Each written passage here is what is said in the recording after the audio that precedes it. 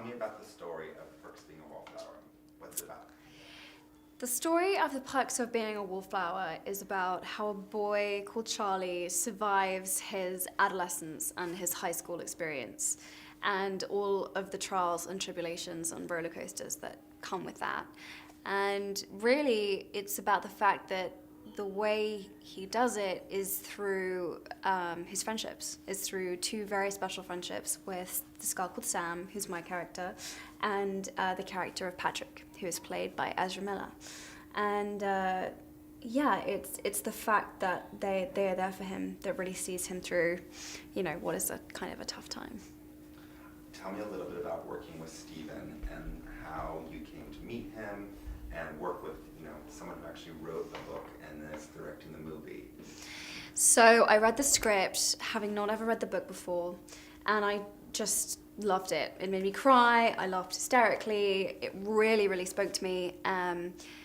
And I said, I'd love to meet with Steve. And my agent said, well, the problem is that the writer who wrote the script in the book, he wants to direct it. He's a first-time director. And how do you feel about that? And I was like, oh, well, I'll just meet him and see how it goes.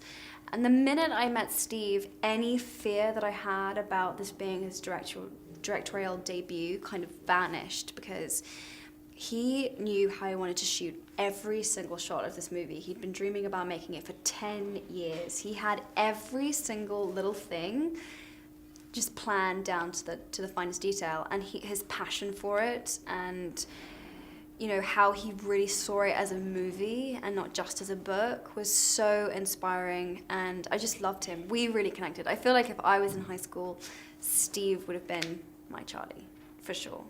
So we really got on well, and it's just so amazing to make a movie with someone who has so much knowledge of the world that you're inhabiting, who can give you an anecdote if you're ever struggling to find something in a scene. He was just the source of the whole thing. So I was spoilt, really. I'm going to turn up in other movies and be like, I'm sorry, where's the author of the story and the script, So yeah, it was a real luxury. Now, you shot this movie in Pittsburgh, his hometown. What was the experience like of meeting this cast and sort of coming together in Pittsburgh for 6 weeks? So it's funny, I came from Paris. I just done some work for Lancome, and I got on a plane and arrived in Pittsburgh, and the Crowne Plaza, which is the hotel we were staying in, is situated in the middle of like a huge car parking lot, and I was like, oh my god, where am I? And then the minute I met Ezra and I was with Logan and Johnny and May and everyone, I realized that actually this was going to be the scene of one of the best summers of my life, because we shut down the whole of the ground floor of the Crowne Plaza. We opened all of the interconnecting doors in our hotel, and we played music, and we cooked dinners, and we shared clothing and stories, and we just bonded in a way that you don't really get to bond unless you're on location with a crew.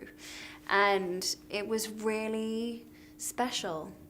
Everyone was allowed to be themselves and totally free and completely accepted, very much mimicking what happens in the film, which I think was kind of part of Steve's master plan, which was that he knew that the story was about making connections, and he needed us as a group of people to connect. And so he said this in a lot of interviews, but he didn't just cast actors, he casted people, like nice people. And that, we all just hit it off, and I mean, I was averaging on 3 hours sleep a night, because we would film all day together and then we'd want to stay up all night together. It was kind of that kind of experience.